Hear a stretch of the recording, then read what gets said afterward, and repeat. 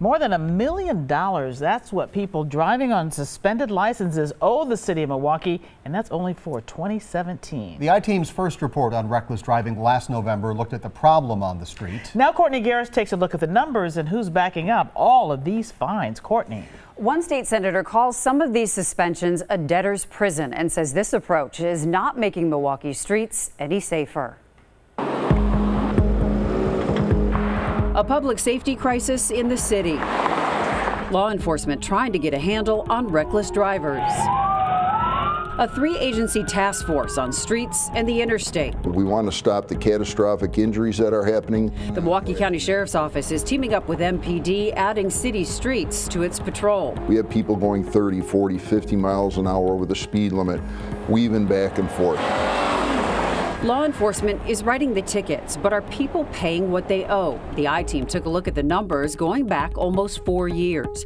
The bill owed to the city for speeding more than $1.3 million.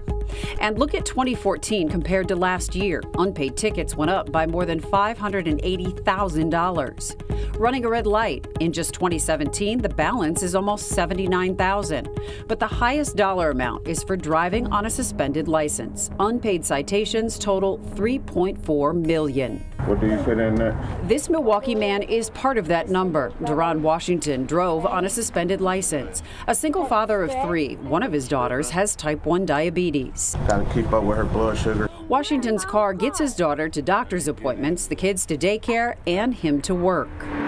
But 2 non-moving violations turned into more than $200 in tickets. Trying to do the right thing and go to court and trying to pay my tickets. But Washington fell behind on payments, so his license was suspended. I never had a speeding ticket or no reckless driving ticket. 2 more citations for an unregistered vehicle and driving suspended bumped his total owed to almost $450. Did you expect this to snowball to this point, to where you lose your license and then you're struggling to get back on track? No. It's why most people in Wisconsin end up with a suspended license. Last year, almost 56%, or more than 200,000 suspensions, were the result of failure to pay traffic tickets on time. Sometimes they'll get pulled over and they'll get multiple tickets in one stop. Attorney Molly Gina works for a program that helps low-income Milwaukee residents get their driving privileges back. Gina says her clients are not dangerous drivers. Suspending people's license isn't what's going to make them pay if they just don't have it. Municipal court offers some options for drivers like community service or payment plans, but Gina says that's not always laid out for people. Sometimes even when you do go to court, they're not telling you of those options. They're basically just saying you need to pay this. Senator Lena Taylor says she hears from her constituents all the time on this issue. I see a license as a connection to work, and I don't want to stop that.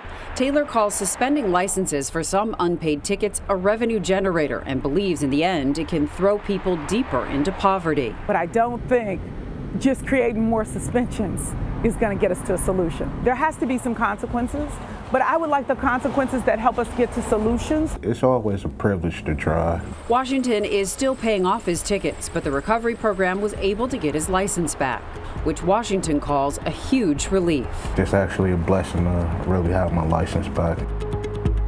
There is also the issue of a 70% or higher no-show rate for traffic court. Many people don't realize if you show up, there are options to help get their license back. And according to Milwaukee Municipal Court, it works with people to keep their license. Judges offer installment plans for as little as $20 a month.